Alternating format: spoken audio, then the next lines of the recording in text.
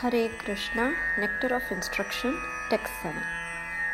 Syat Krishna Nama Charitadisitapi avidya Pittopataptarasanasya narochikano Kintvadaradhanudinam khalu saiva jushta Swadvikramat bhavati tadgadamulahantri. Syat is Krishna, of Lord Krishna. Nama, the holy name. Charita, Adi, the character, pastimes and so forth. Sita, sugar candy. Api, although. Avidya, of ignorance. Pitta, by the by. Upatapta, afflicted. Rasanasya, of the tongue. Na, not. Rochika, palatable. No, oh, how wonderful it is. Kintu, but. Adarat, carefully. Anudinam, every day or 24 hours daily. Khalu, naturally. Sa, that, sugar candy of the holy name, character, pastimes and so forth. Eva, certainly. Jushta, taken or chanted. Swadvi, relishable. Kramat, gradually. Bhavati, becomes. Tat gada, of that disease. Mula, of the root. Hantri, the destroyer. Translation and purport by His Divine Grace, Srila Prabhupada. Srila Prabhupada ki jai.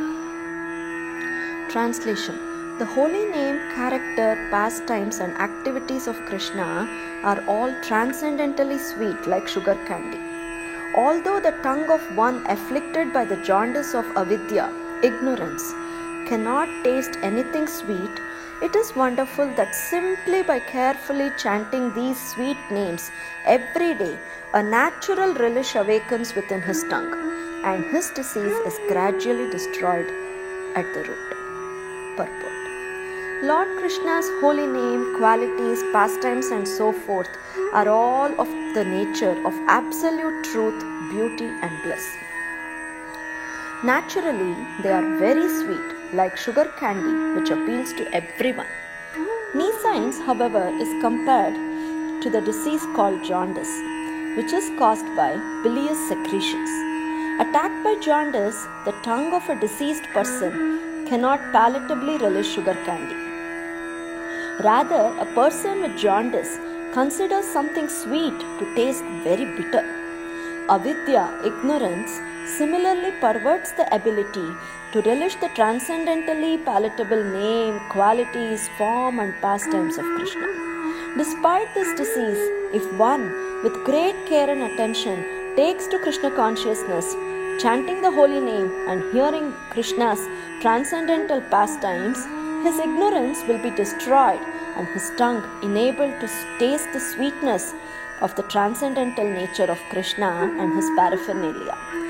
Such a recovery of spiritual health is possible only by the regular cultivation of Krishna consciousness. When a man in the material world takes more interest in the materialistic way of life than in Krishna consciousness, he is considered to be in a diseased condition. The normal condition is to remain an eternal servant of the Lord. Jivera Swarupahaye Krishnera Nityadasa. This healthy condition is lost when the living entity forgets Krishna due to being attracted by the external features of Krishna's Maya energy. This world of Maya is called Durashraya, which means false or bad shelter. One who puts his faith in Durashraya becomes a candidate for hoping against hope. In the material world, everyone is trying to become happy, and although their material attempts are baffled in every way, due to their nescience, they cannot understand their mistakes. People try to rectify one mistake by making another mistake. This is the way of the struggle for existence in the material world. If one in this condition is advised to take to Krishna consciousness and be happy, he does not accept such instructions. This Krishna consciousness movement is being spread all over the world just to remedy this gross ignorance. people in general are misled by blind leaders. The leaders of human society, the politicians, philosophers, and scientists, are blind because they are not Krishna conscious. According to the Bhagavad Gita 7.15, because they are bereft of all factual knowledge due to their atheistic way of life, they are actually sinful rascals and are the lowest among men. Namam dushkritino mudhaha prapadyante naradhamaha mayaya pahrita jnana asuram bhavamashhritaha. Those miscreants who are grossly foolish, who are the lowest among mankind, whose knowledge is stolen by illusion, and who partake of the atheistic nature of demons, do not surrender unto me. Such people never surrender to Krishna, and they oppose the endeavor of those who wish to take Krishna's shelter. When such atheists become leaders of society, the entire atmosphere is surcharged with nescience. In such a condition, people do not become very enthusiastic to receive this Krishna consciousness movement, just as a diseased person suffering from jaundice does not relish the taste of sugar candy. However, one must know that for jaundice, sugar candy is the only specific medicine. Similarly, in the present confused state of humanity, Krishna consciousness, the chanting of the holy name of the Lord, Hare Krishna, Krishna Krishna, Hare Hare, Hare Rama, Rama Rama, Hare Hare, is the only remedy for setting the world aright. Although Krishna consciousness may not be very palatable for a deceased person, Srila Rupa Goswami nonetheless advises that if one wants to be cured of the material disease, he must take to it with great care and attention. One begins his treatment by chanting the Hare Krishna Maha Mantra, because by chanting this holy name of the Lord, a person in the material condition will be relieved from all misconceptions. Cheto Darpana Marjana. Avidya, or misconception about one's spiritual identity, provides the foundation for ahankara, or false ego within the heart. The real disease is in the heart. If the mind is cleansed, however, if consciousness is cleansed, a person cannot be harmed by the material disease. To cleanse the mind and heart from all misconceptions, one should take to this chanting of the Hare Krishna Maha Mantra. This is both easy and beneficial. By chanting the holy name of the Lord, one is immediately freed from the blazing fire of material existence. There are 3 stages in chanting the holy name of the Lord: the offensive stage, the stage of lessening offenses, and the pure stage. When a neophyte takes to the chanting of the Hare Krishna mantra, he generally commits many offenses. There are 10 basic offenses, and if the devotee avoids these, he can glimpse the next stage, which is situated between offensive chanting and pure chanting. When one attains the pure stage, he is immediately liberated. This is called Bhavamaha Davagni Nirvapana. As soon as one is liberated from the blazing fire of material existence, he can relish the taste of transcendental life. The conclusion is that in order to get freed from material disease, one must take to the chanting of the Hare Krishna mantra. The Krishna consciousness movement is especially meant for creating an atmosphere in which people can take to the chanting of the Hare Krishna mantra. One must begin with faith, and when this faith is increased by chanting, a person can become a member of the society. We are sending Sankirtana parties all over the world, and they are experiencing that even in the remotest part of the world, where there is no knowledge of Krishna, the Hare Krishna Maha Mantra attracts thousands of men to our camp. In some areas, people begin to imitate the devotees by shaving their heads and chanting the Hare Krishna Maha Mantra only a few days after hearing the mantra. This may be imitative, but imitation of a good thing is desired.